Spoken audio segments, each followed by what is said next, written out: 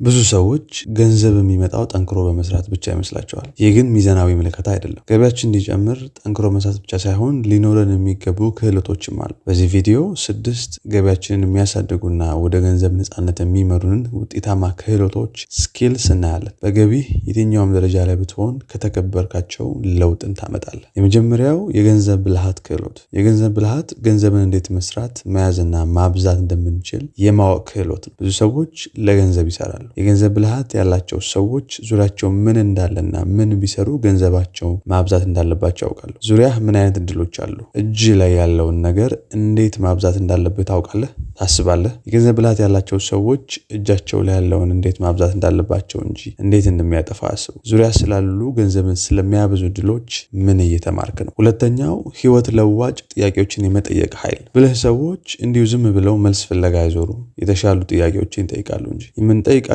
ጥያቄዎች የአስተሳሰብ ጥራታችንን፣ የምናየውን እድልና የምናገኘውን መልስና መፍትሄ ይወስናል። ደሞዜ ገቢ አይበቃም ምን ላድርግ ከሚለው ጥያቄ ገቢን እንዴት አድርጌ በ30-40% ልጨምር የሚለው ጥያቄ ተጨማሪ ገቢ እንዴት መፍጠርና መስራት እንደምንችል እናስብ ያደርገናል። ወደ ገንዘብ ሊለወጡ የሚችሉ ሀሳቦችም ወደኛ እንዲመጡ ያደርጋል። ገቢ በምትጠይቀው ጥያቄ ልክ እያደገ ይሄዳል። ተገቢውን ጥያቄ መጠየቅ የገቢህን እድገት ይወስነዋል። ሶስተኛው የማንበብ ክህሎት። በገቢ ማደግ ከፈለክ በአስተሳሰብም ማደግ አለብህ። ማንበብ ካንተ የተሻሉ ሰዎች በሚያዩበት መንገድ እንድታይ፣ ዙሪያ ላሉ እድሎች አይንህ እንዲከፈት፣ የቢዝነስ መርሆችና የኢንቨስትመንት ስትራቴጂዎችን ቀድመህ እንድታውቅ ያደርጋል። የአስተሳሰብ ደረጃህም አብሮህ እያደገ ይሄዳል። የምታነበው መጽሐፍ ተጨማሪ ገቢ የምታገኝበትን አንድ እድል ያሳይሃል። ማንበብ እይታህን ያሰፋዋል። የሰፋ እይታ ደግሞ ገቢህን ይወስነዋል። አራተኛ እድሎችን የመጠቀም ክህሎት። እድሎች ሁልጊዜም በችግሮች ተሸፍነው ነው የሚመጡት። እድሎች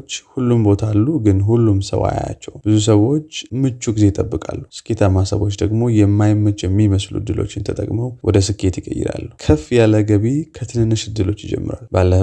በገባህበት ሁኔታዎች ውስጥ ሁሉ ገቢን የምታሻሽልበትን እድሎች ተመልከት። ችግር ብቻ አውርተህ አትቅር። በችግሮች ውስጥ ያሉ እድሎችን መመልከትህ ቀጣዩን የገቢ መንገድህን የምታመቻችበት መንገድ ነው። አምስተኛ ከሰዎች ጋር ግንኙነት የመፍጠር ክህሎት። ማንም ሰው ብቻውን ስኬታማ አይሆንም። የምናውቃቸው ሰዎች የማናውቀውን ገንዘብ የምናገኝበትን መረጃ ይሰጡናል፣ እድሎችን ያሳዩናል፣ አብረው ከኛ ጋር የመስራት እድል ይፈጥሩልናል። እጃችን ላይ ያለውን ነገር ተጠቃሚና ፈላጊም ሊሆኑ ይችላሉ። እናም በህይወታችን ዋጋን የሚጨምሩ ሰዎችን ስንቀርብ ገቢያችን እየጨመረ ይሄዳል። ገቢ ዙሪያ ያሉ የአምስቱ ጓደኞችህ አማካኝ ወይም አቨሬጅ ነው ይባላል። ገቢ እንዲጨምር ከፈለግ ከአንተ የተሻሉ ሰዎች ጋር ዋል። በአካል ካላገኛቸው ደግሞ በማህበራዊ ገጾች ያሉ ሰዎችን አድመጥ። ከአንተ በገቢ የተሻሉ ሰዎች የተሻለ ሀሳብ ይሰጠዋል። የተሻሉ ሀሳቦች ደግሞ የተሻለ ገቢ እንዲኖርህ ያደርጋል። ስድስተኛ ሪስክ ውሰድ። ከምቾት ቀጠና አውጣ።